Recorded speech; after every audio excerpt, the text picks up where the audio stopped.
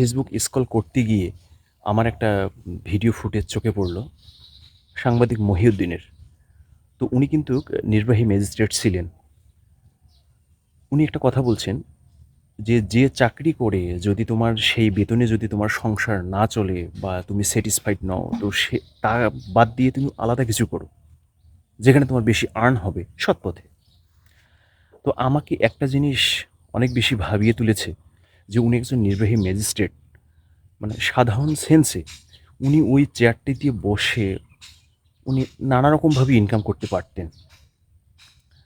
তো আমার মনে হয় উনার জায়গায় যদি অন্য কেউ হতেন, তাহলে আমার মনে হয় ওই চাকরিটা ছেড়ে দিতেন না। কারণ ওই জায়গার থেকে বিভিন্ন উপায়ে অনেক টাকা আর্ন করা কিন্তু সম্ভব। আসলে সবার বিবেক, সবার সেন্স কিন্তু একরকম নয়। সবার বিবেক কিন্তু একরকম কাজ করে না।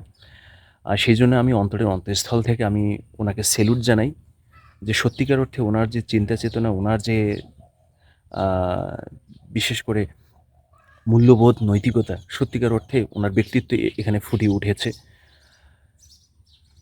এখন তবে আমিও তাই মনে করি যে চাকরি করে যদি আপনার দেখতেছেন যে আপনি যে চাকরি করতেছেন তার থেকে আপনি দেখা যাচ্ছে যে আলাদা কিছু করে যদি আপনি ভালো কিছু অর্জন করতে পারেন, ভালো কিছু আর্ন করতে পারেন, তাহলে আপনি সেইখানেই যাওয়াটা উচিত। যদি আপনার কনফিডেন্স লেভেলটা অনেক বেশি হাই থাকে সেই দিক থেকে। তো আসলে উনার কথা আমাকে অনেক বেশি ভালো লাগছে। আমি মনে করি যে উনার কথাটিকে অত্যন্ত শতভাগ গ্রহণযোগ্যতা দিতে হবে।